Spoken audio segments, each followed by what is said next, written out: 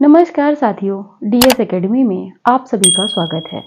मैं डॉक्टर सुदेश कांतेजा आपके लिए लेकर चल रही हूँ टीसीटी पीजीटी का संपूर्ण कोर्स, वो भी निःशुल्क।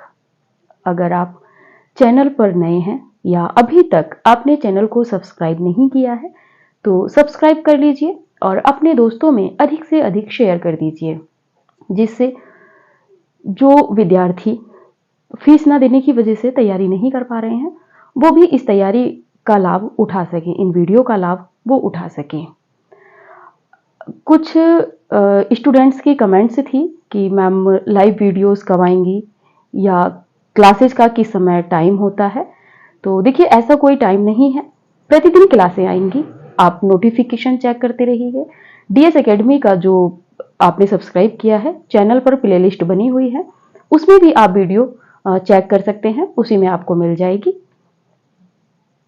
और अंतिम में यही कहना है कि अधिक से अधिक शेयर कीजिए, क्योंकि फ्री क्लासेज हैं। टीजीटी पीजीटी का ही हमारा टारगेट बैच है, हमारा जो लक्ष्य है वो टीजीटी पीजीटी का है और ये संपूर्ण कोर्स हम आपको फ्री में दे रहे हैं और ये यूट्यूब के इतिहास में पहली बार ऐसा हो रहा है। चलिए बढ़ते हैं, आप ज़्यादा से ज़्यादा अपने दोस्तों को जोड़िएगा। अब हम बढ़ते हैं अपनी क्लास की ओर। इससे पहली क्लासों में हमने देखा था टीजीटी पीजीटी का सिलेबस को एनालिसिस किया था कि पहले टीजीटी को कवर किया जाए या पहले पीजीटी के सिलेबस को कवर किया जाए। इस सिलेबस का विश्लेषण करने के बाद में हमने हिंदी साहित्य के इतिहास पे शुरू किया था कि हिंदी साहित्य के इतिहास में हमने पहली वीडियोस में देखा है कि हिंदी का उद्भव कैसे हुआ। उसके बाद में हमने देखा था कि साहित्य का उद्भव कैसे हुआ। साहित्य से संबंधित कुछ पाश्चात्य विद्वान थे या जो आलोचक होते हैं, उनकी परिभाषाएं हमने देखी थी। इसी के साथ में हमने जो हिंदी के विद्वान हैं या हिंदी के आलोचक हैं, हमारे रामचंद्र शुक्ल हैं, डॉक्टर नगेंद्र हैं या बाबू श्याम सुंदर दास हैं, महावीर प्रसाद द्विवेदी हैं, हमने इनकी परिभाषाएं देखी थी। इसके बाद की वीडियो में हमने देखा था हिंदी साहित्य का इतिहास। हिंदी और साहित्य को हम समझ चुके थे। इसके बाद में हमने समझा था अगली वीडियो में इतिहास को। इतिहास किसे कहते हैं? इतिहास ऐसा ही हुआ था या ऐसा ही था, उसको इतिहास कहते हैं। इतिहास से संबंधित जो परिभाषाएं थी पाश्चात्य विचारकों में हमने देखी थी हीगल की, विको की। इसी के बाद में हमने देखा था आपके हिंदी के जो आलोचक हैं उनमें देखा था रामचंद्र शुक्ल जी, डॉक्टर नगेंद्र, रामस्वरूप चतुर्वेदी आदि इतिहासकार या जो आलोचक हैं, उनकी परिभाषाएं हमने इतिहास के संबंध में देखी थी। इसके बाद हमने देखी थी हिंदी साहित्य के इतिहास लेखन की पद्धतियां। हिंदी साहित्य के इतिहास लेखन की जो पद्धति है, इतिहास लेखकों ने किन किन पद्धतियों को अपनाया है, जिसमें हमने देखे थे वर्णानुक्रम पद्धति, जिसमें सबसे पहला इतिहास लिखा था गारसदा तासी ने। आज हम उस पर विस्तृत चर्चा करेंगे। इसके बाद में हमने देखी थी कालानुक्रम पद्धति, गिरियार्सन जी ने और मिश्र बंधु जी ने इस पद्धति का प्रयोग किया था। इसमें क्या होता है कि एक काल विशेष को लिया जाता है, जैसे कि 1857 से 1900 के बीच का जो समय था वो एक कालखंड था। कैसा कालखंड था? भक्ति काल था कि आदि काल था कि रीति काल था? इस तरह के कालखंड के अनुरूप जो एक प्रवृत्ति विशेष पे जो इतिहास लिखे गए थे वो कालानुक्रम पद्धति में थे। इसी में हमने विधेयवादी पद्धति देखी थी, जिस पर शुक्ल जी का इतिहास था। परंपरावादी पद्धति, सामाजिक पद्धति, समाजशास्त्रीय पद्धति, ये सब पद्धतियां, वैज्ञानिक पद्धति, ये सब पद्धति हमने देखी थी। इसके बाद में ही ये पद्धति देखने के बाद अब हम चलते हैं अपनी आज की वीडियो में।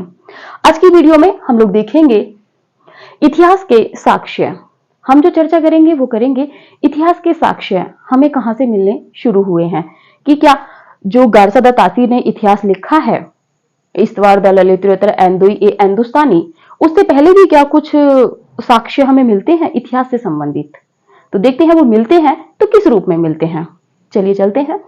तो इतिहास के साक्ष्य में पहला हम देख रहे हैं कि हिंदी साहित्य के मध्यकाल में सर्वप्रथम कुछ ऐसे ग्रंथ भी हैं जो साहित्य के इतिहास के तो नहीं कहे जा सकते, परंतु आगामी साहित्य इतिहास लेखकों के लिए एक आधार भूमि प्रदान करते हैं। कहने का मतलब यहां पर यही है, इतना ही उद्देश्य है कि कुछ ऐसे इतिहास ग्रंथ भी थे जिनको हम एक मानक रूप में इतिहास ग्रंथ नहीं कह सकते, लेकिन उनमें कहीं ना कहीं इतिहास जैसे साक्ष्य हमें मिले थे। जैसे कि जीवनी परक रचनाएं हमें जो मिली थी, 252 वैष्णवन की वार्ता, आगे हम चर्चा करेंगे उसमें। तो उनमें क्या था कि मुख्यतः कुछ कवियों के जीवन परिचय थे। जीवन परिचय एक इतिहास रूप में भी लिखे जाते हैं और उनका आधार लेकर ही आगे के इतिहास लिखे गए हैं। गारसदा तासी के इतिहास को छोड़कर बाकी के जो इतिहास लिखे गए हैं वो उनमें कहीं ना कहीं उन इतिहास ग्रंथों की भूमिका रही है, क्योंकि वहीं से उन्होंने साक्ष्य जुटाए हैं। क्योंकि अब कोई रचना काव्य है, जैसे जीवनी परक रचनाएं हैं, तो उनको काव्य तो कह सकते हैं, लेकिन उनको इतिहास नहीं कह सकते। इतिहास के मानक पर वो पूर्ण रूप से खरी नहीं उतरती हैं, जो मानक हैं उन पर नहीं उतर पाती हैं, तो उन रचनाओं को इतिहास नहीं कह सकते। यही हमारे कहने का यहाँ पर उद्देश्य है। जो पहले साक्ष्य मिले हैं वो इसी तरह के मिले हैं। इनमें देखते हैं ऐसे इतिहास ग्रंथों में सबसे पहले हम देखेंगे भक्तमाल। भक्तमाल ये नाभादास जी की रचना है। भक्तमाल में 200 कवियों का जो है वर्णन मिलता है। और ये जो रचना है भक्तमाल, ये 2 भागों में है, एक गद्य में और एक पद्य में। और इसमें क्या है, इसमें उस समय के कवियों का जीवन परिचय मिलता है। दूसरी रचना में हम देख रहे हैं 84 वैष्णवन की वार्ता, और यहीं पर दूसरी रचना है 252 वैष्णवन की वार्ता। इन दोनों के जो लेखक हैं या जो जिन्होंने इसको लिखा है वो हैं गोकुलनाथ जी। गोकुलनाथ जी ने लिखा है 84 वैष्णवन की वार्ता, 252 वैष्णवन की वार्ता। 84 वैष्णवन की जो वार्ता है, इसमें इन्होंने जो आपके हैं वल्लभाचार्य जी, अष्टछाप में जब हम पहुंचेंगे तो अष्टछाप में हम देखेंगे, पुष्टि मार्ग जब हम देखेंगे तो पुष्टि मार्ग के संस्थापक के रूप में हम देखते हैं वल्लभाचार्य जी को। वहीं पर जो वल्लभाचार्य जी के शिष्य थे, जिसमें आपके सूर हैं, कुंभन दास हैं, परमानंद दास हैं, कृष्णदास हैं, ये जो 4 कवि हैं, ये जब आप अष्टछाप पढ़ते हैं तब आप देखते हैं कि 8 कवियों का समूह बनाया गया था, जिसमें 4 शिष्य जो थे वो वल्लभाचार्य जी के थे और 4 शिष्य जो थे वो उनके थे, विठलनाथ जी के थे। और विठलनाथ जी वो वल्लभाचार्य जी के पुत्र थे। इन्होंने क्या किया था, विठलनाथ जी ने पुष्टि मार्ग की स्थापना जो की थी वो की थी आपके वल्लभाचार्य जी ने, लेकिन अष्टछाप की जो स्थापना की थी, अष्टछाप की स्थापना की थी आपके विठलनाथ जी ने। तो विठलनाथ जी ने क्या किया था कि 4 शिष्य अपने लिए थे और 4 शिष्य अपने पिता के लिए थे, जो कीर्तन करते थे। एक तरीके से उसका उन्होंने गठन किया था। तो ये अष्टसखा या अष्टछाप के जो सदस्य थे उसमें ये 8 लोग थे। तो यहां पर जो है 84 का मतलब होता है कि कम संख्या। देखिए, अगर हम कोई आज काम शुरू कर रहे हैं तो संख्या कम होगी, लेकिन अगर इसी पर आप इस पद्धति को लेकर आगे बढ़ोगे तो संख्या आप और बढ़ा के चलोगे, तो गुरु शिष्य परंपरा बढ़ जाती है। तो वल्लभाचार्य जी के जो शिष्य थे 84 शिष्य थे। उन 84 शिष्यों के जो साक्ष्य जीवनी परक जो उनके हमें तथ्य मिलते हैं वो 84 वैष्णवन की वार्ता में मिलते हैं। और 84 वैष्णवन की वार्ता किसने लिखी है, ये गोकुलनाथ जी ने लिखी है। कई बार यहां से भी प्रश्न बन जाता है कि 84 वैष्णवन की वार्ता में किसके शिष्यों का वर्णन है। तो अब आप समझ गए होंगे कि इसमें वल्लभाचार्य जी के शिष्यों का वर्णन मिलता है। अब आगे देखते हैं इसी में 252 वैष्णवन की वार्ता। अब 84 तो वल्लभाचार्य जी के शिष्य थे, वहीं पर 252, अब 84 से दुगने तिगुने हो गए, 252 जब पहुंचे तो यानी कि ये जो शिष्य थे ये विठलनाथ जी के थे, क्योंकि विठलनाथ जी को अधिक समय मिला इनके शिष्य जो थे। अब यहीं पे अगर प्रश्न बन जाता है कि 252 वैष्णवन की वार्ता में किसके शिष्यों का वर्णन गोकुलनाथ ने किया है, क्योंकि प्रश्न इस बार अब कई बारों 2-3 बार से पिछले 2-3 बार से प्रश्न बहुत घुमा के बनाते हैं। उत्तर हमारे सामने होता है लेकिन प्रश्न इस तरह घुमा दिया जाता है कि हम उत्तर से भ्रमित हो जाते हैं, सोचते हैं कि ये तो हम पढ़े ही नहीं थे, इस तरह से तो हम पढ़े ही नहीं थे। तो यहीं पर है कि 252 वैष्णवन की वार्ता में किसके शिष्यों का वर्णन है, तो ये विठलनाथ जी के शिष्यों का वर्णन है। आगे बढ़ते हैं। वर्णन सिर्फ जीवनी परक है, एक तरीके से उनकी पूरी जीवनी इसमें लिखी हुई है, क्या उन्होंने किया, कैसे आए, कितनी सेवा की, किस तरह से सेवा करते थे, कहाँ पे जाके पढ़े, कहाँ किस समय में दीक्षा ली, इन सब चीजों का वर्णन इसमें मिलता है। आगे है कालिदास हजारा। कालिदास हजारा ये भी जीवनी परक की है, कालिदास त्रिवेदी जी की। आगे है काव्य निर्णय। अब देखिए काव्य निर्णय काव्य निर्णय जो रचना है, ये दोनों जो रचनाएं हैं ये भक्ति काल की रचनाएं आ गई हैं आपकी, और ये जो है आपकी काव्य निर्णय ये रीतिकाल की रचना है भिखारीदास जी की। तो कहने का मतलब है कि ये मध्य काल के ही जैसे कहते हैं ना कि आदिकाल, भक्तिकाल, रीतिकाल, या शुक्ल जी ने कहा है आदि मतलब आदिकाल, उत्तर मध्यकाल, इस तरह से। तो काव्य निर्णय ये भिखारीदास जी की रचना है, इसमें भी कुछ जीवन व्रत मिलते हैं। और इसके बाद है श्रृंगार संग्रह, ये सरदार कवि की रचना है। तो ये जो इतिहास ग्रंथ, इनको इतिहास ग्रंथ नहीं कह सकते हैं, लेकिन हाँ इनमें इतिहास के साक्ष्य हमें मिले हैं। तो चलते हैं इसके आगे हम देखेंगे हिंदी साहित्य का इतिहास किसने कैसे लिखा है।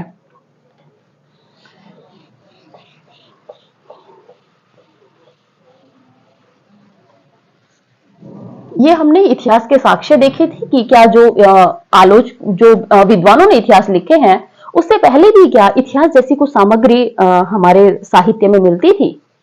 तो ये भी सामग्री ही है, साहित्य में मिलती भी थी और महत्वपूर्ण भी है। यहां से भी प्रश्न बन जाते हैं। चलिए देखते हैं। पहला हम लोग देखेंगे हिंदी साहित्य इतिहास लेखन की परंपरा। हिंदी साहित्य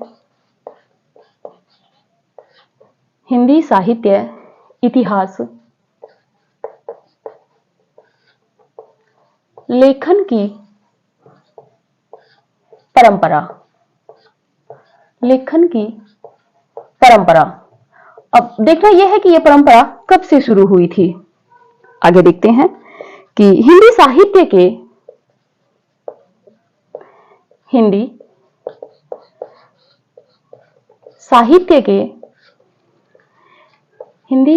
के इतिहास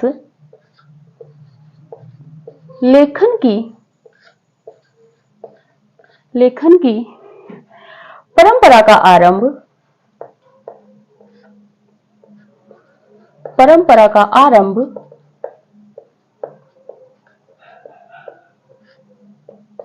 19वीं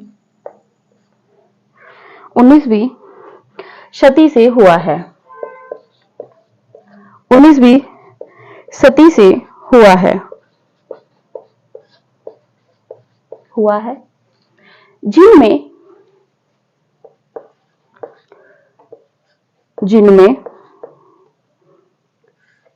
विदेशी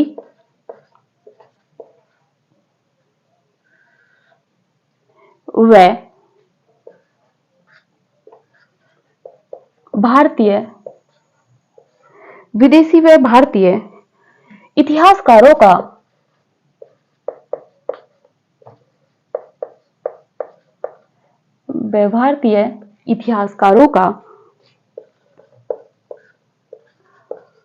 अमूल्य योगदान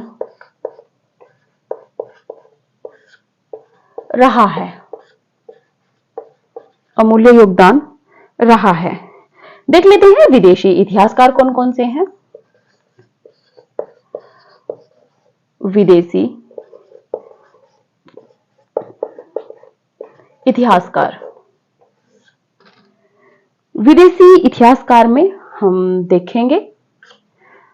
इतिहासकारों में हम देखेंगे पहले नंबर पर गारसा दातासी। दूसरे नंबर पर हम देख लेते हैं जॉर्ज गिरियार्सन। जॉर्ज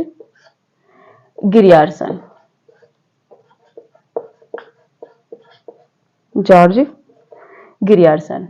इसके बाद में देखते हैं भारतीय इतिहासकार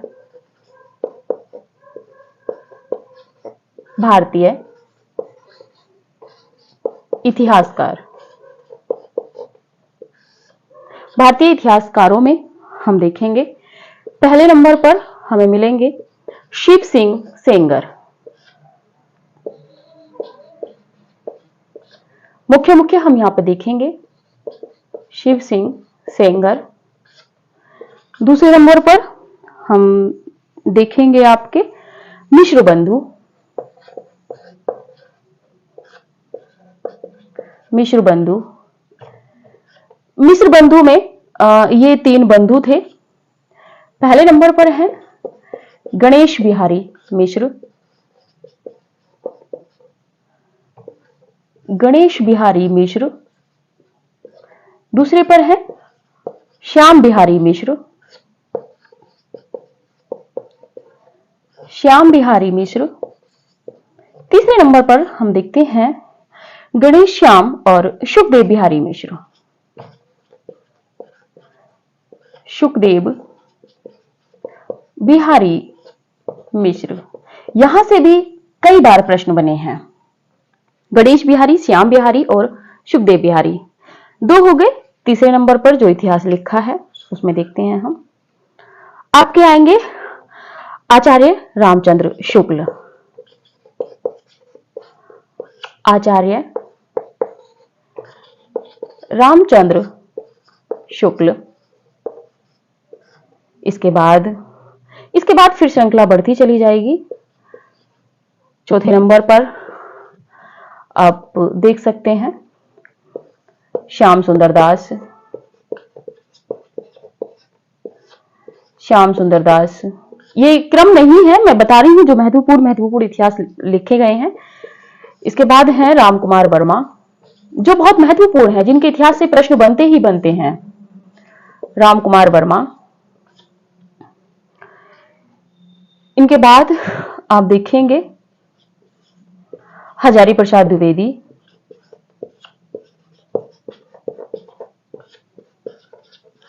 हजारी प्रसाद द्विवेदी। छठे नंबर पे आप देख लीजिए यहां पर डॉक्टर गणपति चंद्र गुप्त। डॉक्टर गणपति चंद्र गुप्त। इसके बाद आप देख लीजिए यहां पर मिश्र बंधु हो गए, शिव सिंह सेंगर हो गए, रामचंद्र शुक्ल जी, श्याम सुंदर दास, राम कुमार वर्मा, हजारी प्रसाद द्विवेदी, गणपति चंद्र गुप्त। इसके बाद में आप देखिए डॉक्टर नामवर सिंह जी भी आ जाते हैं, डॉक्टर बच्चन सिंह जी भी हैं। डॉक्टर बच्चन सिंह। और 8वें नंबर पर महत्वपूर्ण इतिहास ग्रंथ है रामस्वरूप चतुर्वेदी जी का, बहुत महत्वपूर्ण है। रामस्वरूप चतुर्वेदी। आगे जब पढ़ेंगे तब हम विस्तृत चर्चा करेंगे इन सबकी। अनेक कई इतिहासकार हैं अभी, कम से कम भी नहीं 25-30 की लिस्ट है, उससे भी अधिक की है, लेकिन जो महत्वपूर्ण थे हमें लगे थे कि परीक्षा की दृष्टि से हैं तो उनका हमने यहाँ पर जिक्र किया है। देखते हैं इतिहास, हिंदी साहित्य इतिहास लेखन की परंपरा चर्चा करने जा रहे हैं।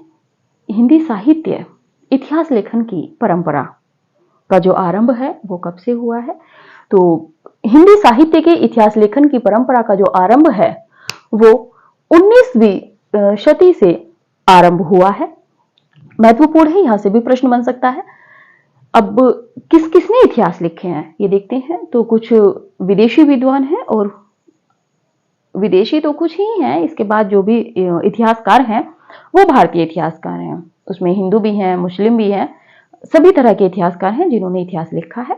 आगे चर्चा करेंगे। देखते हैं पहले इतिहासकार, विदेशी इतिहासकार। विदेशी इतिहासकार में अगर हम बात करें तो पहले नंबर पर चर्चा होगी हमारे गारसादा तासी जी की।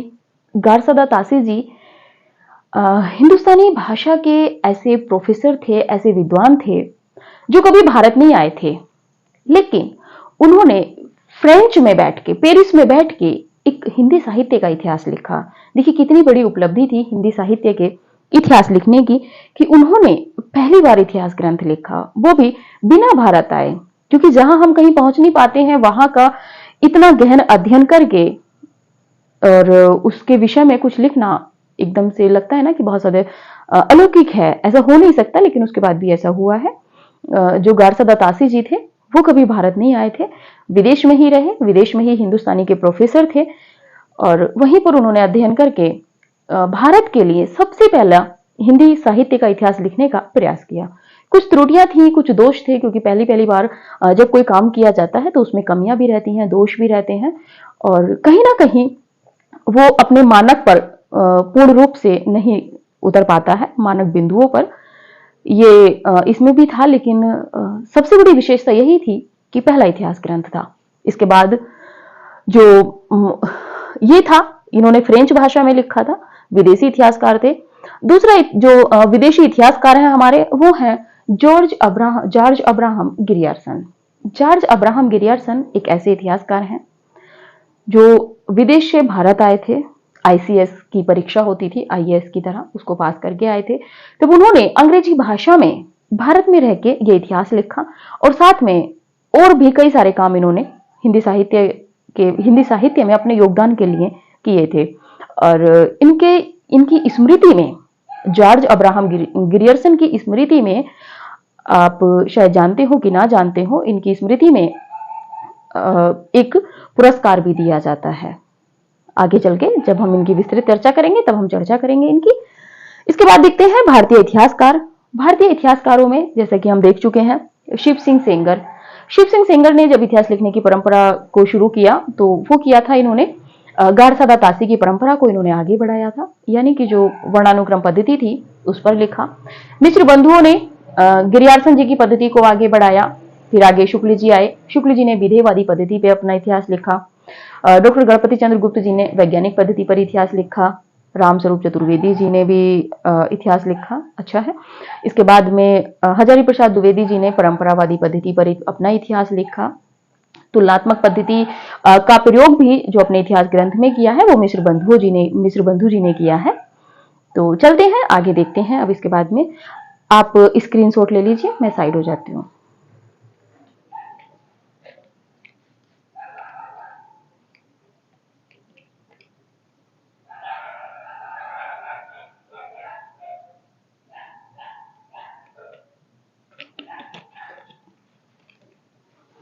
चलिए बढ़ते हैं आगे। देखेंगे पहला इतिहास।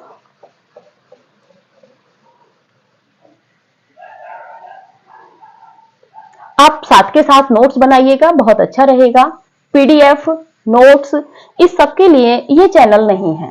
ये चैनल ना ही लाइव आ रहा है और रिकॉर्डेड ही क्लासें इस चैनल पर आपको मिलेंगी। तो कोशिश ये कीजिएगा कि साथ के साथ आप नोट्स बनाते हुए चलिएगा। देखिएगा परीक्षा से पहले आपके पास बहुत अच्छा नोट्स जो है एक तैयार हो जाएगा, और परीक्षा से पहले अगर आप एक दो बार उसका रिवीजन कर लेते हैं तो निश्चित रूप से आपको सफलता मिलेगी। चलिए चलते हैं, देखते हैं पहले इतिहास लेखक कौन है। देखते हैं गारशादा तासी। गारशादा तासी, इनके विषय में थोड़ा सा लिख लेते हैं। गारशादा तासी, इनका जो समय है वो है आपका 1794 से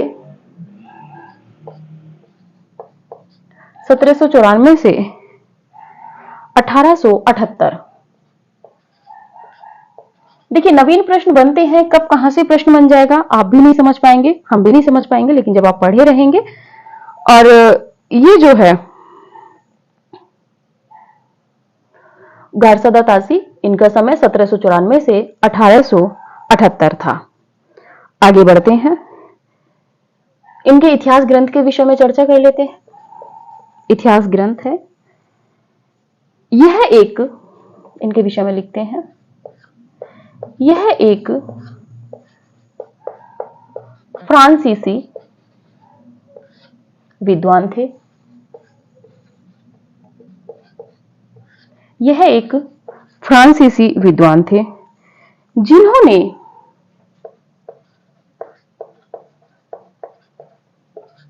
जिन्होंने हिंदी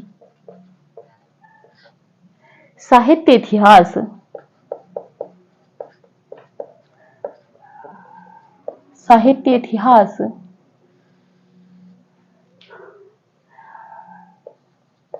लेखन साहित्य इतिहास लेखन की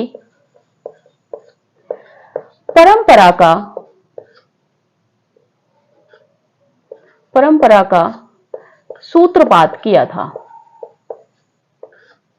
कई बार प्रश्न बना है इनसे, अनेक बार बना है।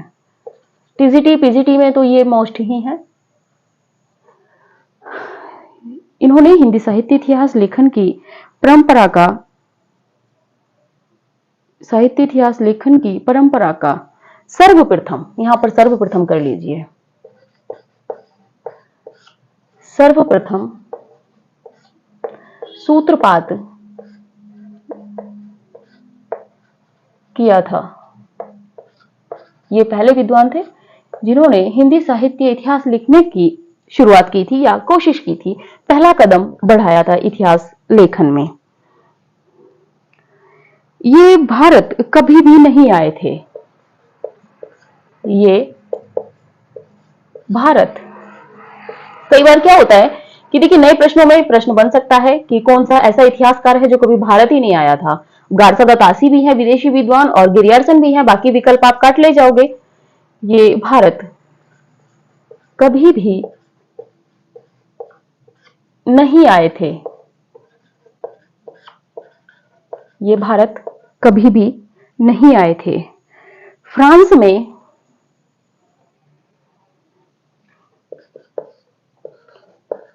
ये फ्रांस में हिंदुस्तानी के प्रोफेसर थे।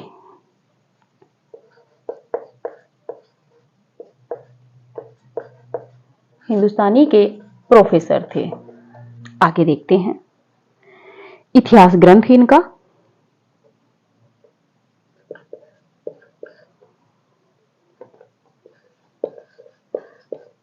इतिहास ग्रंथ क्या है इनका देखते हैं। इस्तवार,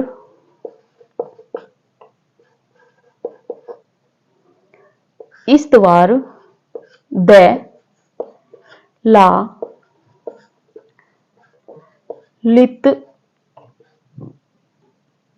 लिटरेत्यूर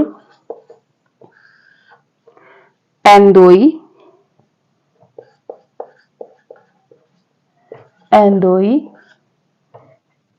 ए एंदोस्तानी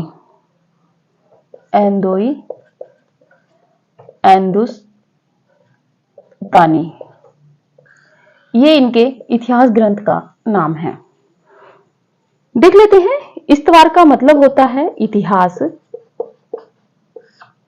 इस्तवार, देला लिटरेचर यानी कि साहित्य। कई बार क्या होता है कि नवीन प्रश्न बन रहे, हो सकता है किसी शब्द का अर्थ ही पूछ ले। एंदोई यानी कि, एंदोई का मतलब है हिंदुओं के द्वारा बोली जाने वाली भाषा। बोली के द्वारा बोली जाने वाली भाषा। और हिंदुस्तानी का मतलब है मुसलमानों के द्वारा बोली जाने वाली भाषा।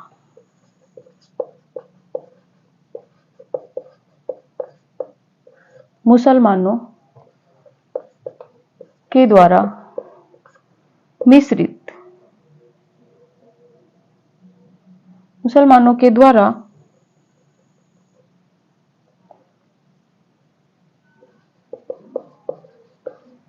बोली जाने वाली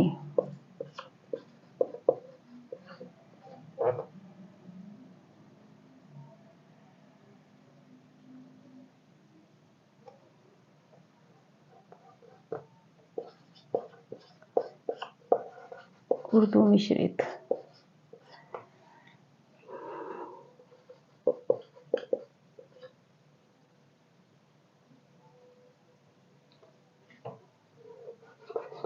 बोली जाने वाली भाषा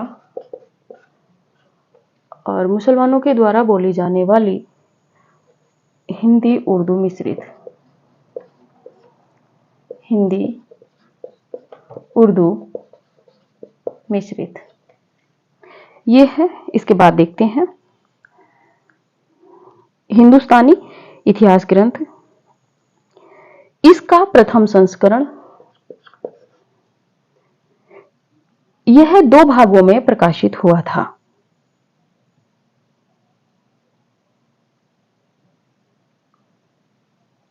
इस्तवार दलाली 73, इसका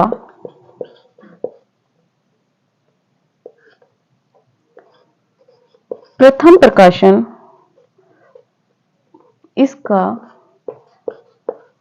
प्रथम संस्करण 1839 व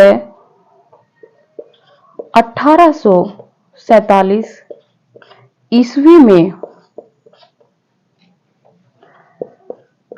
2 भागों में हुआ था।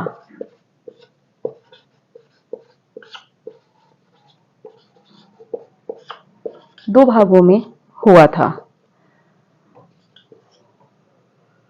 इसका ये जो इतिहास है, इसका दूसरा संस्करण, इसका दूसरा संस्करण 3 भागों में हुआ था।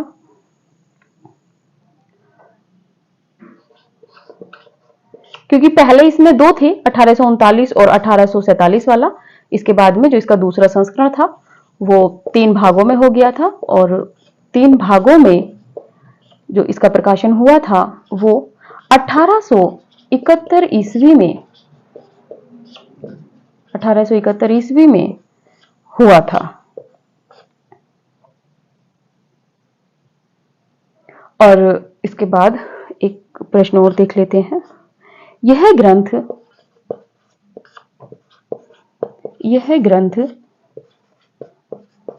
फ्रेंच भाषा में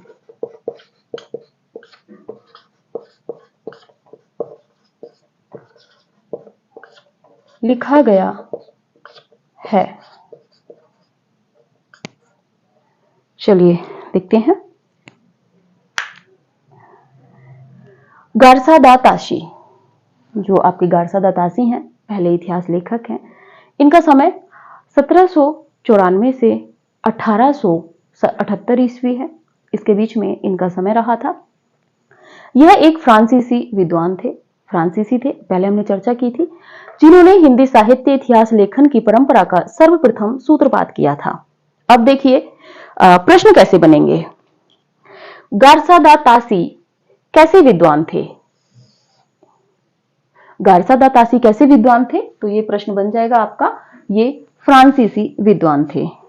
ये प्रश्न अनेक बार बना है कि सर्वप्रथम हिंदी साहित्य इतिहास लेखन की परंपरा का सर्वप्रथम सूत्रपात किसने किया था? यह प्रश्न टीजीटी पीजीटी का बहुत महत्वपूर्ण प्रश्न था, कई बार बन चुका था यह प्रश्न। तो सबसे पहले जो सूत्रपात किया था वो आपके किया था गारसा दा ताशी जी ने। इसके बाद है कि ये भारत कभी भी नहीं आए थे। इसके बाद है अगला कि ये फ्रांस में हिंदुस्तानी के प्रोफेसर थे, हिंदुस्तानी भाषा के प्रोफेसर थे। आने वाले प्रश्नों में, आने वाले समय में हो सकता है कि प्रश्न बन भी जाए, गारसा दा ताशी किस भाषा के प्रोफेसर थे, कहां पर प्रोफेसर थे? तो ये तो फ्रांस में ही थे, क्योंकि फ्रांस के रहने वाले थे ये। और यहीं पर प्रश्न बन सकता है कि गारसा दा ताशी किस भाषा के प्रोफेसर थे? तो ये हिंदुस्तानी भाषा के प्रोफेसर थे। आगे देखते हैं इतिहास ग्रंथ। अब इनका महत्वपूर्ण इतिहास ग्रंथ आ जाता है। इससे संबंधित जो भी तथ्य रहेंगे वो यहां पर हम संकलन करेंगे। क्यों? क्योंकि कई बार प्रश्न आ जाता है कि गारसा दा ताशी से संबंधित सही कथन हैं। आजकल नेट में प्रश्न बन रहे हैं, कूट में ABCD CD AD इस तरीके के प्रश्न बन रहे हैं। तो जब तक हम विस्तृत व्याख्यात्मक रूप में नहीं पढ़े रहेंगे तब तक हमारे प्रश्न सही नहीं होंगे। और इस पद्धति को, ये कूट वाले प्रश्नों की पद्धति को टीजीटी पीजीटी भी अपनाने लगा है। तो ध्यान रखिएगा, गहराई से पढ़ने की हम लोगों को जरूरत है। ऊपर ऊपर पढ़ के निकलने वाले समय जो है परीक्षाओं का वो जा चुका है। अब कंपटीशन टफ होता चला जा रहा है, अभ्यर्थी बढ़ रहे हैं, कैंडिडेट बढ़ रहे हैं और जो पोस्ट हैं वो घट रही हैं। चलिए फिर आगे चलते हैं, चर्चा करते हैं। इतिहास ग्रंथ, इनका इतिहास ग्रंथ है इस्तवार द ला लिटरेचर एंडोई हिंदुस्तानी। इस्तवार का मतलब होता है इतिहास, लिटरेचर यानी कि लिटरेचर यानी कि साहित्य, एंडोई यानी कि हिंदुओं के द्वारा बोली जाने वाली भाषा, और हिंदुस्तानी यानी कि मुसलमानों के द्वारा बोली जाने वाली उर्दू मिश्रित हिंदी या हिंदी मिश्रित उर्दू। आगे बढ़ते हैं। ये तो कई बार प्रश्न बना है कि इस्तवार द ला लिटरेचर एंडोई हिंदुस्तानी, ये आपका 2000 में बना है यूपी के ही पेपर में, यूपी पीजीटी में ये प्रश्न बन चुका है। इसके बाद देखते हैं, इसका प्रथम संस्करण 1839 और 1847 ईस्वी में 2 भागों में हुआ था। प्रश्न थोड़ा सा अगर कठिन करेगा एक्सपर्ट तो वो क्या करेगा कि हिंदी साहित्य का जो प्रथम इतिहास था, गारसा दत्तासी का इतिहास कह के भी प्रश्न बना सकता है, तो उसका जो प्रथम प्रकाशन हुआ था या प्रथम जो संस्करण था वो कितने भागों में आया था। 2 भाग हम जानते हैं, लेकिन दोनों भागों का समय देके पूछ सकता है ABCD BCD, क्योंकि वो 4 विकल्प रखेगा। एक में 1839, एक में 1847, एक में 1871 और हो सकता है एक में 1857 या कुछ और कोई तिथि यहां पर वो निर्धारित कर दे। तो यहां पर आपकी दोनों तिथि रहेंगी, ध्यान करके आगे बढ़िएगा। आगे बढ़ते हैं। इसका दूसरा संस्करण 3 भागों में, प्रथम 2 भाग थे, एक भाग और ऐड हुआ, जब इसमें एक भाग प्लस हुआ तो ये 3 भाग हो गया। 3 भागों का एक साथ जब संस्करण निकल के आया, दूसरा संस्करण, तो दूसरे संस्करण में 3 भाग हो गए थे और 3 भागों में जो तीसरा भाग था, एक तरीके से ये 2 भाग यहाँ पे हो चुके थे, 1839 और 1847 में प्रकाशित हो चुके थे। इसके बाद में जो तीसरा भाग आया था दूसरे संस्करण में, उसका प्रकाशन वर्ष 1871 ईस्वी है। और ये जो प्रश्न है ये देखिए, दूसरा संस्करण और तीसरे भाग में जो 1871 है, ये प्रश्न 2021 यूपी टीजीटी में बन चुका है। तो देख लीजिए प्रश्न कितनी गहराई से बन रहे हैं। आगे चलते हैं। यह ग्रंथ फ्रेंच भाषा में लिखा गया है और यह ग्रंथ फ्रेंच भाषा में लिखा गया है। ये देखिए आपके प्रश्न बन चुका है DSSB पीजीटी 2018 में। और इसके बाद ये प्रश्न बना है हिमाचल प्रदेश।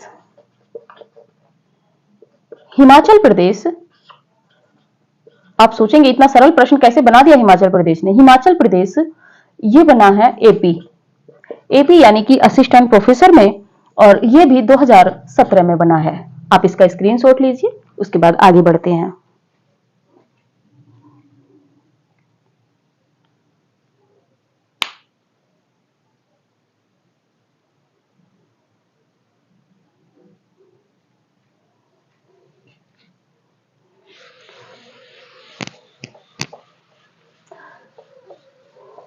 आशा करती हूं आप सबको स्पष्ट समझ में आ रहा होगा।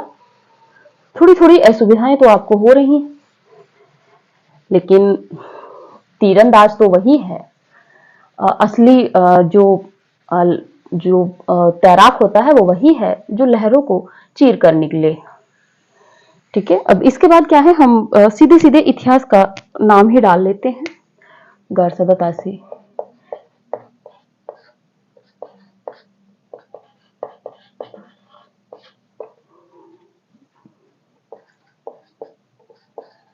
इस्तवार द ला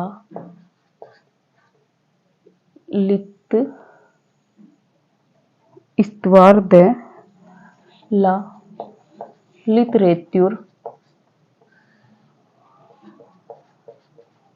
एंडोई हिंदुस्तानी।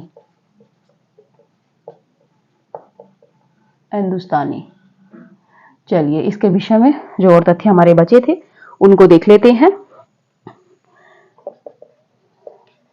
यह है ग्रेट ब्रिटेन,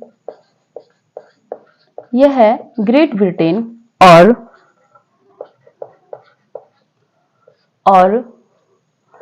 आयरलैंड की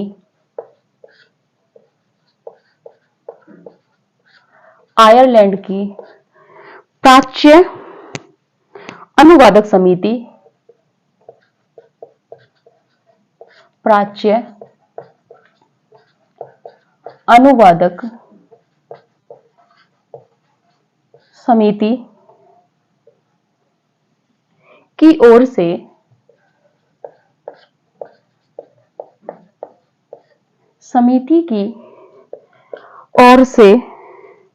पेरिस में मुद्रित हुआ था।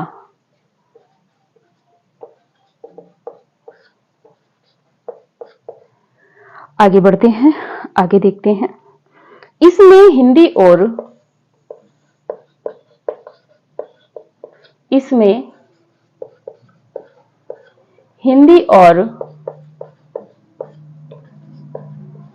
उर्दू के 700 कितने 738 कवियों का विवरण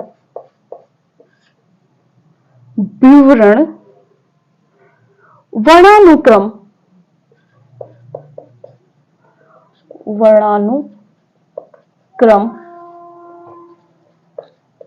के रूप में मिलता है। आगे देखते हैं। जिनमें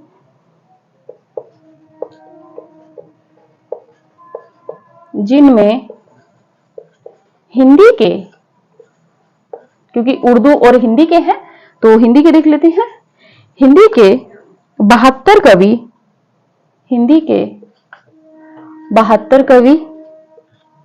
हैं। हिंदी के 72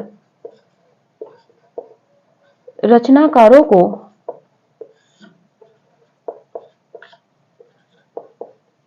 शामिल किया गया है। देखिए, क्योंकि हिंदुस्तानी के थे तो उर्दू को ज्यादा महत्व इन्होंने दिया है, तो उर्दू के जो कवि हैं या रचनाकार हैं उनको इन्होंने ज्यादा महत्व दिया है, तो 72 रचनाकारों को शामिल किया है। बहुत बड़ी उपलब्धि है ये भी अपने में एक, कि हिंदी के 72 कवियों को या रचनाकारों को उन्होंने लिखा है जिनका भारत से कोई मतलब भी नहीं था। उसके बाद भी उन्होंने भारत को एक इतिहास लिख के दिया है, और वो भी पहला। इसमें कवियों का वर्णन, इस ग्रंथ में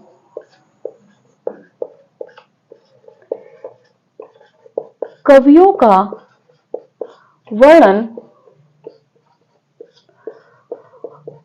वर्णानुक्रम पद्धति में, कवियों का वर्णन, एक मिनट क्षमा कीजिए, का वर्णन अंग्रेजी वर्णमाला यानी कि ABCD, अंग्रेजी वर्णमाला के अनुसार किया गया है।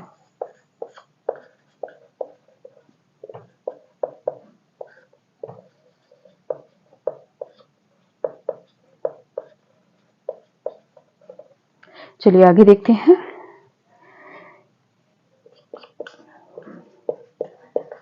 इसमें काल विभाजन का कोई प्रयास नहीं किया गया है।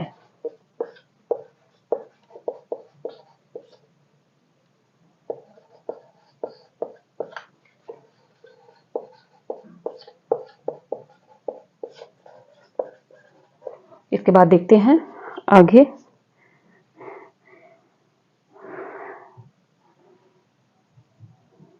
इसमें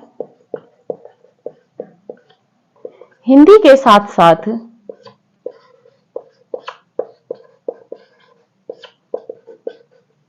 इसमें हिंदी के साथ साथ कहीं कहीं हिंदी के साथ साथ कहीं कहीं अन्य भाषाओं के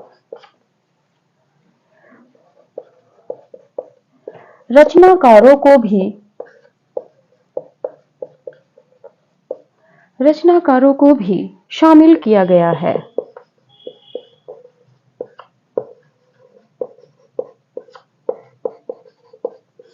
रचनाकारों को भी शामिल किया गया है। इसके बाद देखते हैं, यह इतिहास नहीं, यह ग्रंथ इतिहास नहीं, केवल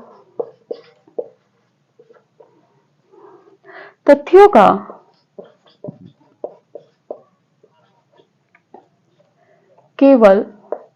का संकलन मात्र है। केवल तथ्यों का संकलन मात्र है। संकलन मात्र है। आगे देखते हैं,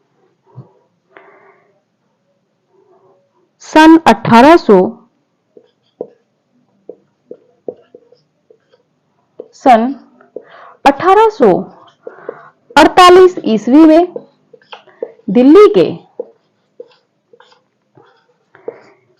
मौलवी करीमुद्दीन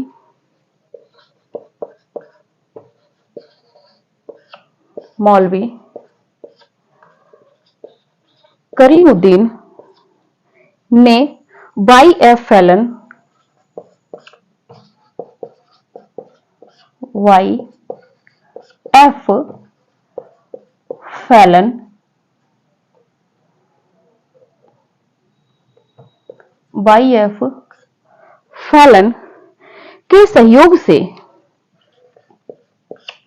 फैलन के सहयोग से दिल्ली कॉलेज के माध्यम से दिल्ली कॉलेज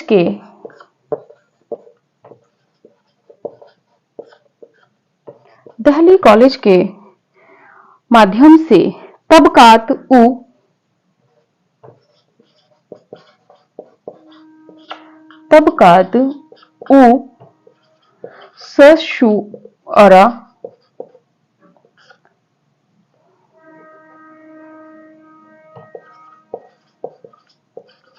शशुअरा व दूसरा इतिहास लिखा था इन्होंने एक और, तज़किरा-ई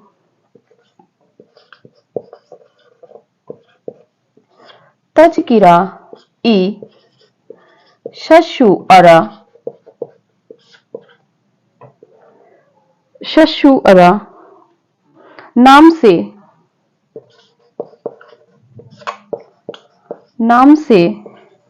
दो भागों का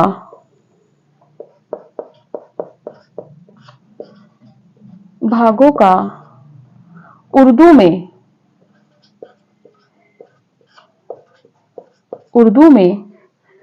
अनुवाद किया,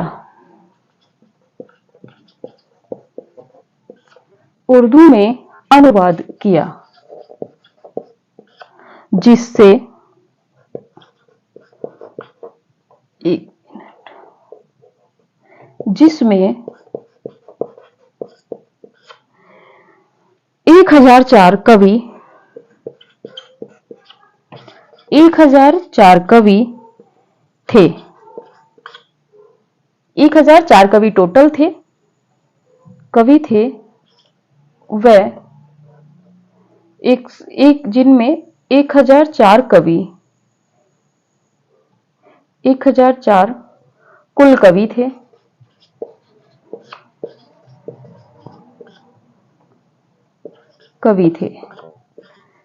वह हिंदी के 68 कवि थे। इन्हीं में थे, 1004 में ही ये थे। चलिए देखते हैं, आपको भी समय लग रहा है। देखते हैं गारसादातासी का इस्तवार द ललित्योत्तर एंदोई हिंदुस्तानी, इसके विषय में हम देख रहे हैं। इतिहास ग्रंथ के विषय में जो तथ्य हैं, जितने नवीन तथ्य प्रश्न बन रहे हैं, उन सब तथ्यों को हम साझा कर रहे हैं। देखते हैं कि यह प्रकाशित कहां से हुआ था। यह है ग्रेट ब्रिटेन और आयरलैंड की प्राच्य अनुवादक समिति। ये प्रश्न कई बार बन चुका है। प्राच्य अनुवादक समिति किस समिति से प्रकाशित हुआ है? प्राच्य अनुवादक समिति से। कहां की थी? पेरिस की। गारसादातासी का इतिहास कहां से प्रकाशित हुआ था? अगर शहर का नाम आता है तो ये यहां पर आपका पेरिस सही होगा। इसके बाद है, इसमें हिंदी और उर्दू के, देखिए महत्वपूर्ण हो जाता है, गारसादातासी ने अपने इतिहास में किन कवियों का वर्णन किया है? केवल हिंदी, केवल उर्दू, केवल संस्कृत या उर्दू हिंदी, तो इसमें दोनों का किया है। कितने कवि हैं? 738 टोटल कवि हैं। 738 कवियों का, यह प्रश्न भी कई बार बन चुका है। कवियों का वर्णन किस प्रकार किया है? काल के अनुसार, कि पहले आदिकाल के हैं, फिर भक्ति काल के हैं, फिर रीति काल के हैं? नहीं, इन्होंने लिखा है अल्फाबेटिकल ABCD से Z तक। तो अगर पहले भी हम चर्चा कर चुके हैं, अमीर खुसरो हैं और बाद में हम जाके देखते हैं अज्ञेय हैं, तो वो भी अमीर खुसरो के बाद भी आ सकते हैं, अमीर खुसरो से पहले भी आ सकते हैं, क्योंकि इन्होंने जो रखा है शब्दकोश रूप में रखा है अपने इतिहास ग्रंथ को, जिनमें हिंदी के 72 रचनाकारों को शामिल किया है। महत्वपूर्ण हो जाता है कि गारसादातासी ने अपने इतिहास ग्रंथ में हिंदी के कुल कितने कवियों को या कितने रचनाकारों का वर्णन किया है। तो यह प्रश्न महत्वपूर्ण हो जाता है। हिंदी के इसमें जो है 72 रहेंगे। स्पष्ट है? आगे बढ़ते हैं। इस ग्रंथ में कवियों का वर्णन अंग्रेजी वर्णमाला के अनुसार किया गया है। आप सभी परिचित हैं, ताशी जी ने जो इतिहास ग्रंथ लिखा है वो वर्णमाला के अनुसार लिखा है, अल्फाबेटिकल इसमें नाम लिखे, और ये वही पद्धति है। आगे है, इसमें काल विभाजन का कोई प्रयास नहीं किया गया है। इन्होंने काल विभाजन के चक्कर में नहीं पड़े। इनको तो जो रचनाकार मिला, ए के नाम से मिला ए के नाम से रख दिया, बीबी के नाम से मिला वीवी के नाम से इन्होंने रख दिया। केदारनाथ, कबीर, है ना, तो चंद्रवरदाई, इन्होंने सब इसी नाम से लिखे हैं अल्फाबेटिकल में। आगे बढ़ते हैं। इसमें हिंदी के साथ साथ कहीं कहीं अन्य भाषाओं के रचनाकारों को भी शामिल किया गया है। हिंदी भाषा के साथ साथ जो और दूसरी भाषाओं के थे, जैसे पाली प्राकृत के भी कवियों को इन्होंने, या जो हिंदी के साथ में यानी कि उर्दू भी जानते थे, कोई दूसरी अन्य भाषा भी जानते थे, तो उनको भी इन्होंने अपने इतिहास ग्रंथ में शामिल कर लिया है तासी जी ने। महत्वपूर्ण प्रश्न हो जाता है कि किस इतिहासकार ने हिंदी और उर्दू के अन्यत्र अपने इतिहास ग्रंथ में रचनाकारों को शामिल किया है, अन्य भाषा के रचनाकारों को शामिल किया है? तो गारसादातासी। क्योंकि प्रश्न क्या होता है कि जब विकल्प वाला प्रश्न आता है कि इनके विषय में सही कथन नहीं है, तो उसमें एक छोटा सा बहुत थोड़ा सा बिंदु लिखा हुआ होगा और वहीं पे हम सोचेंगे कि नहीं शायद ये तो सही होगा, फिर उसको सही कर जाते हैं और प्रश्न हमारा गलत हो जाता है। इसीलिए विस्तृत पढ़िए। इसके बाद है, यह ग्रंथ इतिहास नहीं केवल तथ्यों का संकलन मात्र है। इतिहास जैसी जो एक इतिहास के मानक होते हैं, कहते हैं ना कि ये मानक होते हैं, अगर कोई संस्था चलानी है तो हमारे ये नियम हैं। जैसे कि अब हम कहें कि हमारे जो चैनल है इसके ये नियम है कि हम ऑनलाइन कोई क्लास लाइव नहीं दे सकते आपको, ठीक है, हम डिजिटल पे नहीं दे सकते आपको, तो एक तरीके से ये भी हमारे नियम है। तो इस चीजों का है कि ये एक संकलन मात्र है कि हमने चीजों को इकट्ठा किया है, बस आप इसमें से चाहो तो पढ़ो, ना चाहो तो कोई बात नहीं। तो गारसादातासी ने क्या किया है कि यह इतिहास ग्रंथ उनका नहीं है, लेकिन केवल एक संकलन मात्र है कि कवियों का उन्होंने अच्छा सा संकलन कर दिया है। 738 रचनाकारों को उन्होंने अपने इस ग्रंथ में जगह दी है। आगे है, सन 1848 ईस्वी में दिल्ली के मौलवी करीमुद्दीन, एक मौलवी करीमुद्दीन थे दिल्ली विश्वविद्यालय से संबंधित, तो उन्होंने YF फैलन के सहयोग से, देखिए जब भी कभी कोई काम करना शुरू करता है अकेले नहीं कर पाता है, और जहां पे अनुवाद जैसी चीजें हों तो एकदम से सारी चीजों का विश्लेषण वो नहीं कर पा रहे होंगे, तो YF के सहयोग से दिल्ली कॉलेज के माध्यम से, दिल्ली कॉलेज क्या मतलब, जैसे कुछ कॉलेज होते हैं वो अपने पत्रिकाएं वगैरह निकालते हैं या बुक्स किताबों को प्रकाशित करते हैं, तो दिल्ली कॉलेज के सहयोग से, दिल्ली कॉलेज के माध्यम से और YF फैलन के सहयोग से मौलवी करीमुद्दीन जी ने 1848 में तबकात उ शशवरा व तजकिरा-ई शशवरा नाम से 2 भागों का उर्दू में अनुवाद किया। तो देखिए, महत्वपूर्ण प्रश्न यहां पे यह बन सकता है कि मौलवी करीमुद्दीन ने गारसादा ताशी के इतिहास के कितने भागों का अनुवाद किया है। तो गारसादा ताशी के जो इतिहास ग्रंथ का मौलवी करीमुद्दीन जी ने जो अनुवाद किया है उर्दू भाषा में, वो 2 भागों का किया है, जबकि उनके 3 भाग हैं। जिसमें जिन 2 भागों का किया है, पहले भाग का नाम तबकात उ शौरा और तजकिरा ई शुअरा है। और इसमें एक विशेषता यह है कि इसमें 1004 कुल कवि उन्होंने लिए हैं, जिसमें हिंदी के सिर्फ 68 कवि हैं। ठीक है, जहां पर गारसादा ताशी जी ने 72 रचनाकार हिंदी के लिए हैं, वहीं पर इन्होंने इनमें से भी 4 घटा दिए और इन्होंने 68 कर दिए हैं। आप स्क्रीनशॉट लीजिए, हम साइड हो जाते हैं।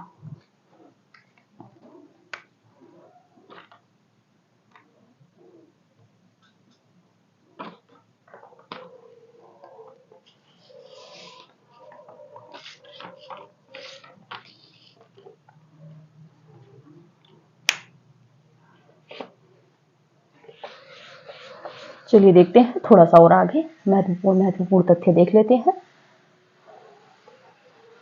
कमेंट्स जरूर करते रहिएगा। आपको कहीं डाउट है, क्लास आपको कैसी लग रही है, मेरा प्रयास कैसा है, या कहां पर आपको समस्या आ रही है, क्या समझ में आपको नहीं आ रहा है, और अगर समझ में आ रहा है तो क्या आपको नवीन अगर तथ्य मिल रहे हैं, तो कृपया करके कमेंट बॉक्स में उत्साहवर्धन जरूर करते रहिएगा, ताकि मुझे जो है एक ऊर्जा मिलती रहे।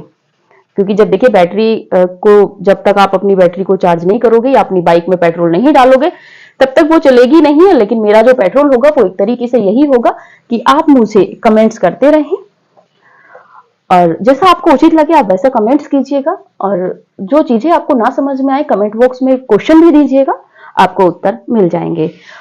और अगर आप आना चाहते हैं कुछ चर्चा परिचर्चा के लिए, तो डीएस एकेडमी का टेलीग्राम पे भी आप आ सकते हो, डीएस एकेडमी टीजीटी। चलिए आगे देखते हैं, महत्वपूर्ण है थोड़ा सा। 1953 ईस्वी में अभी जो हुआ था अनुवाद, वो उर्दू में हुआ था। अब देखेंगे 1953 ईस्वी में डॉक्टर लक्ष्मी सागर वार्ष्णेय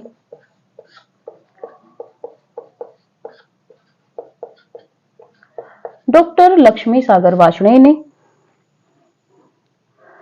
लक्ष्मी सागर वार्ष्णेय और इनका जो संबंध है ये प्रयाग विश्वविद्यालय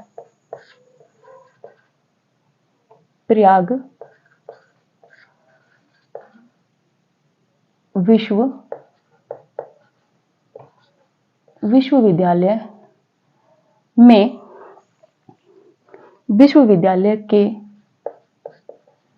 हिंदी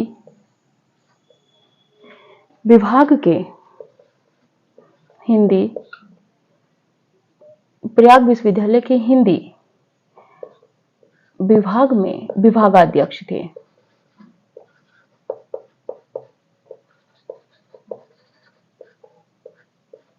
देखिए, प्रश्न जब बनना होता है तो कहीं से भी बन जाता है। यह भी प्रश्न बन सकता है कि प्रयाग विश्वविद्यालय से संबंधित कौन सा इतिहासकार है जिसने गारसादा ताशी के इतिहास का अनुवाद किया है। तो इससे तो आप समझ ही जाएंगे कि यह प्रश्न है, लेकिन इसके बाद भी हो जाता है कभी कभी।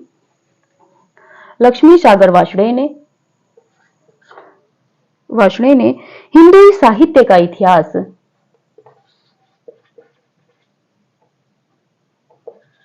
हिंदुई साहित्य का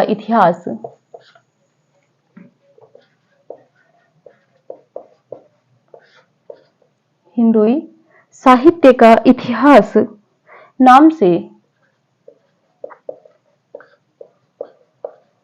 हिंदुई साहित्य का इतिहास नाम से हिंदी में अनुवाद किया था। हिंदी में अनुवाद किया था जो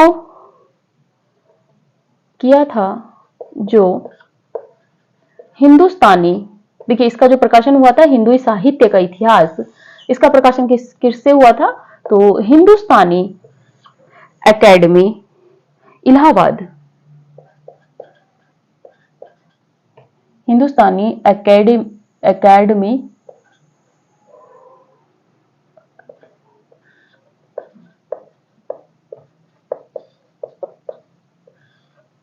इलाहाबाद से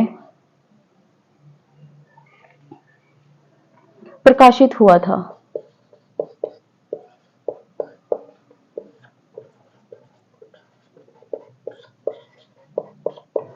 इसके बाद देखते हैं जिसमें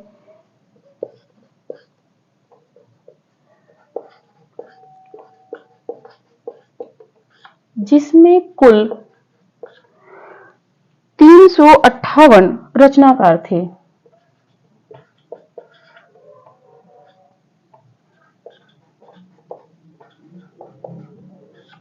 358 रचनाकार थे।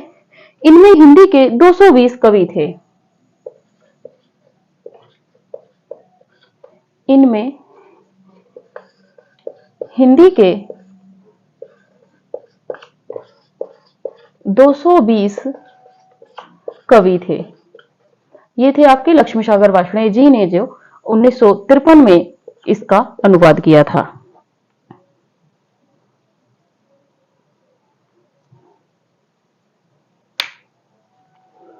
ये था आपका पूरा गारसादा तासी का इतिहास ग्रंथ। गारसादा तासी के इतिहास ग्रंथ का 1848 में आपने देखा कि मौलवी करीमुद्दीन जी ने बाई फैलन के सहयोग से उर्दू में अनुवाद किया। वहीं पर 1953 ईस्वी में आके लक्ष्मी सागर वार्ष्णेय जी ने हिंदी में इस इतिहास ग्रंथ का हिंदुई साहित्य का इतिहास नाम से, और ये जो प्रकाशित हुआ था हिंदुस्तान अकेडमी इलाहाबाद से ये प्रकाशित हुआ था। कई बार इतने मतलब नवीन तथ्यों पे जाके भी प्रश्न बन जाते हैं या इसके संबंध में सही तथ्य नहीं है, इस तरह के प्रश्न कई बार बन रहे हैं। जब हम पूरा हिंदी साहित्य का इतिहास वाला जो टॉपिक है ये इसको कंप्लीट कर लेंगे तब इससे संबंधित जब आपको प्रश्न देखने को मिलेंगे अपने ही चैनल पर पीडीएफ में, तब आप समझेंगे कि हाँ इस तरह के प्रश्न भी बन रहे हैं। आप स्क्रीनशॉट लीजिए। चलते हैं अगले इतिहासकार पर।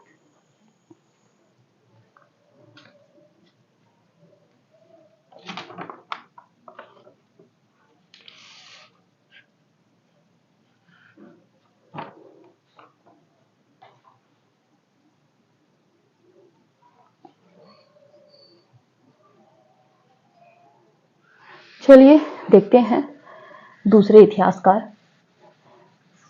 देखिए ये ना सोचिएगा कि हम डीप पढ़ा रहे हैं या तथ्य नहीं आएंगे, इस तरह के प्रश्न बन रहे हैं क्योंकि जब हम पेपर सॉल्व करते हैं तो हमें ये प्रश्न अनायास टकराते रहते हैं। गारसादा तासी के इतिहास के विषय में संबंधित सही कथन नहीं है, सही कथन है, इस तरह के प्रश्न बहुत मिल रहे हैं आजकल। जब नेट का पेपर या असिस्टेंट प्रोफेसर का ही पेपर, राजस्थान के पेपर में ही कई प्रश्न इस तरह के बने हैं कि मिस्र बंधुओं के इतिहास के विषय में ये कथन किसका है, इस तरह के प्रश्न बनते रहते हैं। देखते हैं शिव सिंह सेंगर, दूसरे इतिहासकार, क्रम से चलेंगे हम। दूसरे इतिहासकार हैं शिव सिंह सेंगर। शिव सिंह सेंगर जी का समय 1833 से 1878 है। बहुत कम आयु ये जिए थे। 1833 से 1878 ईस्वी इनका समय रहा है। और इतने कम समय में, यानी कि हमें लग रहा है 48 वर्ष या 45 वर्ष ही इनकी आयु रही है। हाँ 45 वर्ष इनकी आयु रही थी और 45 वर्ष में इतना अच्छा नाम ये कमा गए।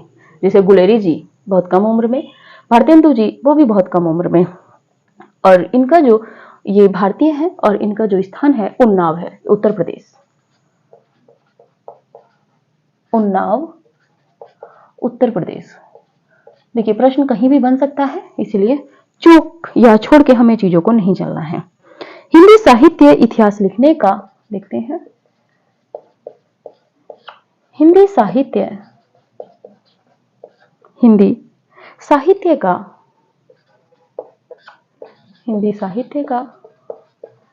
इतिहास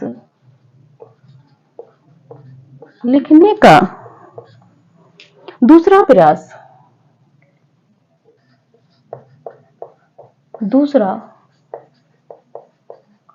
प्रयास करने वाले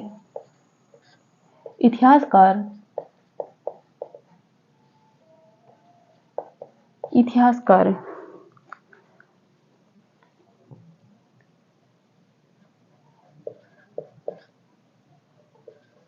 शिव सिंह सेंगर है।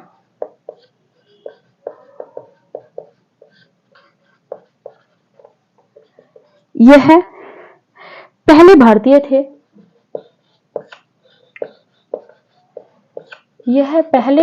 थे। जिन्होंने इतिहास लिखा है।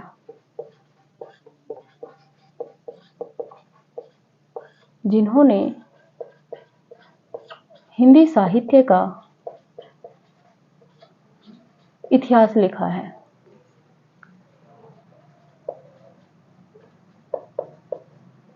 इनसे पहले भी इतिहास लिखा है महेश दत्त शुक्ल जी ने, लेकिन वो इतिहास ग्रंथ की पूर्ण उस पे नहीं उतरता है, मानक पे।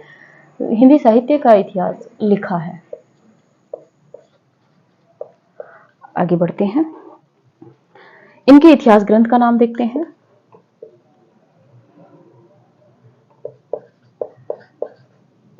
शिव सिंह सरोज इनके इतिहास ग्रंथ का नाम है, और इसका जो प्रकाशन है 1883 है। 1883 ईस्वी में इसका प्रकाशन हुआ है। कई बार प्रश्न बन चुका है, और ये प्रश्न भी शिव सिंह सरोज का प्रकाशन वर्ष, ये प्रश्न भी आपका बना है हिमाचल प्रदेश में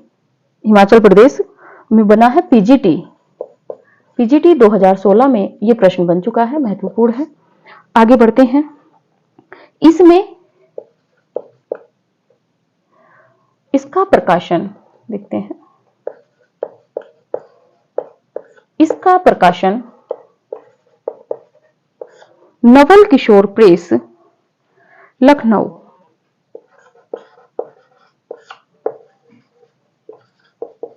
इसका प्रकाशन नवल किशोर प्रेस, लखनऊ उत्तर प्रदेश से हुआ था। आगे बढ़ते हैं, इसमें कुल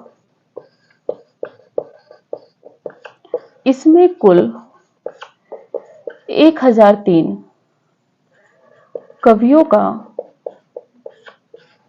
वर्णन मिलता है। कवियों की जीवनी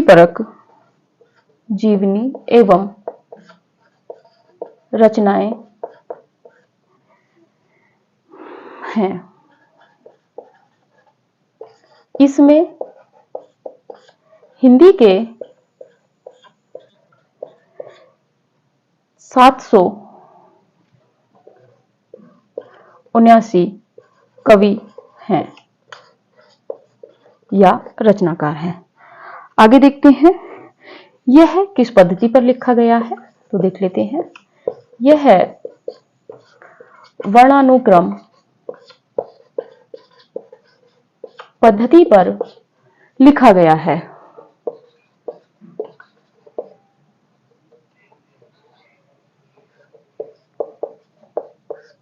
यह वर्णानुक्रम पद्धति पर लिखा गया है।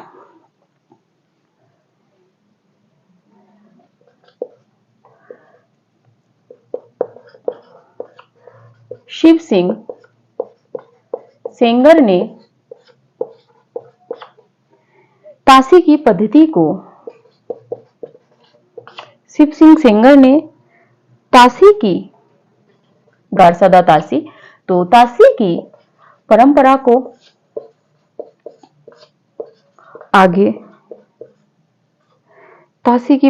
को आगे बढ़ाया है।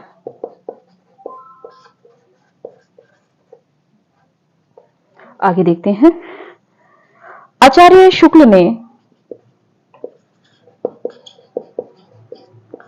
आचार्य रामचंद्र शुक्ल यानी कि शुक्ल ने इसे इतिहास ग्रंथ नहीं माना है।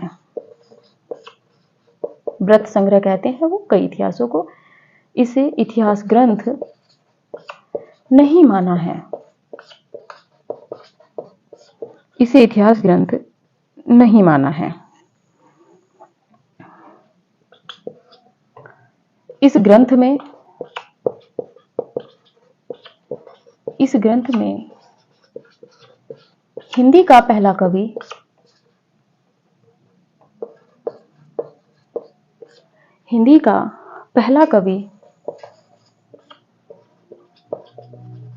पुष्य या पुंड को माना गया है। पुष्य या पुंड को माना गया है, यानी कि शिव सिंह सेंगर ने किसे हिंदी का पहला कवि माना है तो पुष्य या पुंड को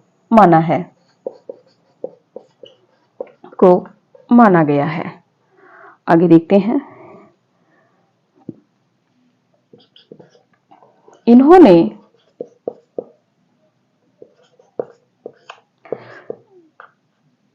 रचनाकारों का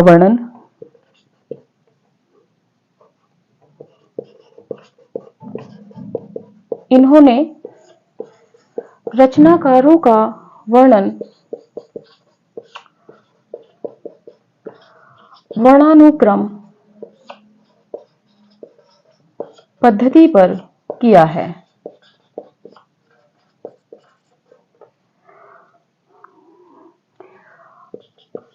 इन्होंने यानी कि शिव सिंह सेंगर ने आलोच्य यानी कि इनसे पहले जो रचना थी आलोच्य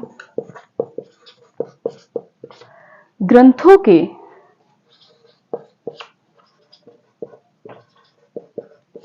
आधार स्रोत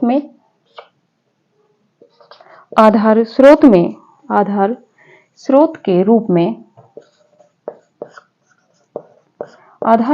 रूप में 14 ग्रंथों का उल्लेख किया है।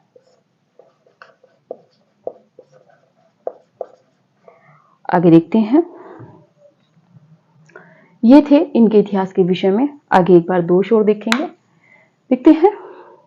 शिव सिंह सेंगर का जो समय है 1833 से 1878 ईस्वी है, 45 वर्ष ये जिए थे। इनका जो जन्म है वो उन्नाव उत्तर प्रदेश में हुआ है, भारतीय हैं। इनका इतिहास ग्रंथ है, हिंदी साहित्य का इतिहास लिखने वाले ये पहले भारतीय हैं।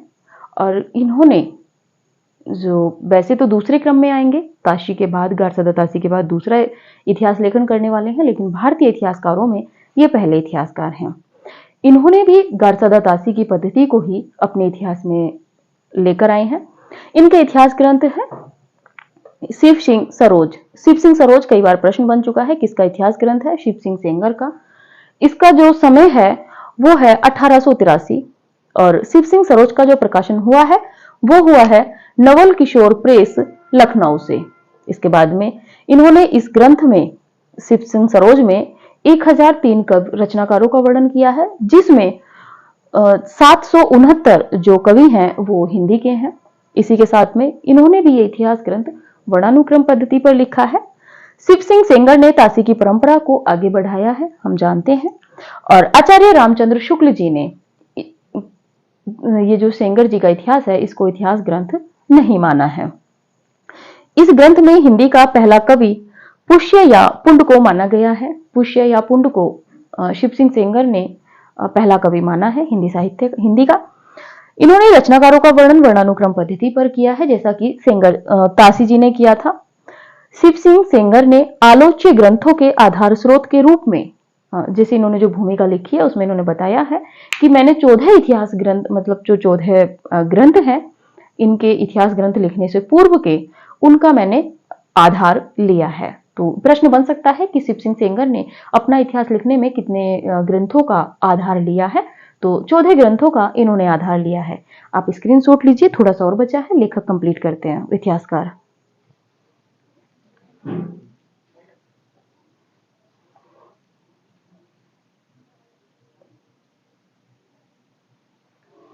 चलिए देखते हैं। इस इतिहास के भी इस इतिहास के दोष देख लेते हैं, क्योंकि दोषों से भी प्रश्न इस बार बन रहे हैं।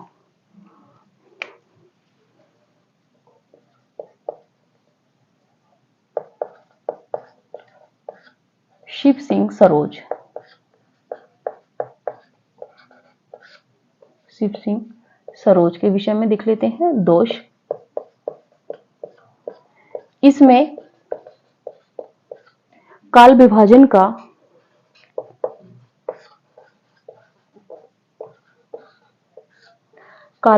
का कोई प्रयास नहीं किया गया है।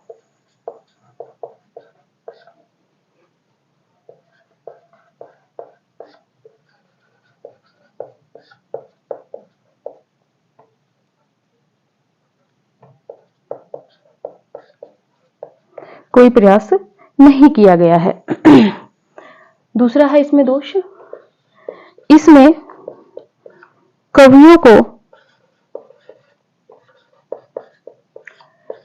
को कालक्रम के स्थान पर न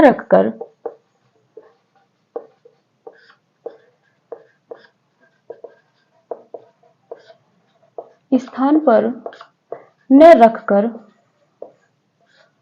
अकार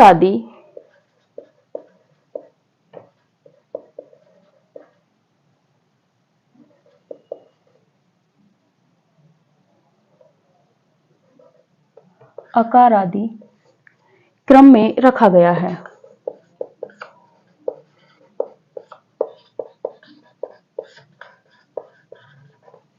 आगे देखते हैं, इसमें घटनाओं का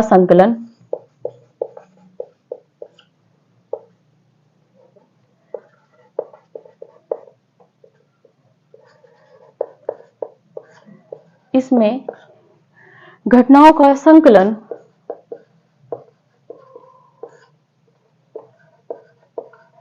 मनमाने ढंग से किया गया है।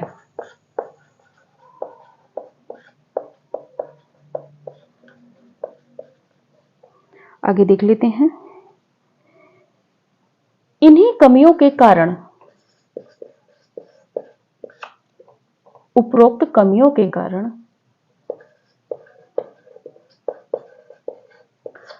उपर्युक्त कमियों के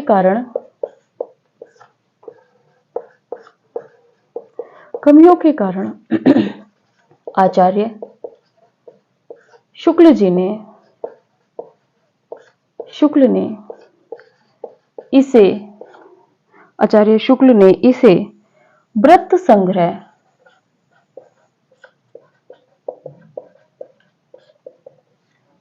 संग्रह मात्र कहा है।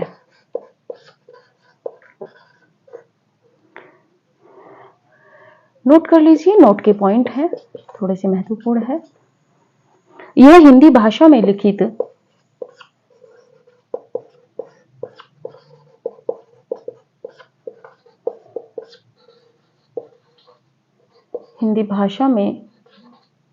लिखित दूसरा महत्वपूर्ण ग्रंथ है।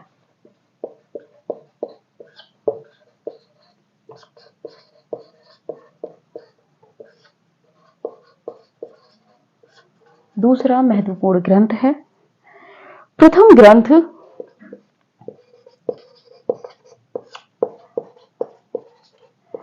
ग्रंथ महेश दत्त शुक्ल द्वारा रचित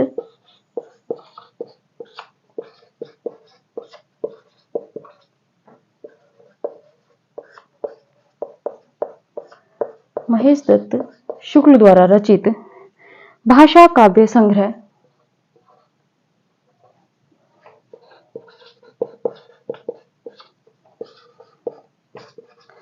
भाषा काव्य संग्रह 1873 है।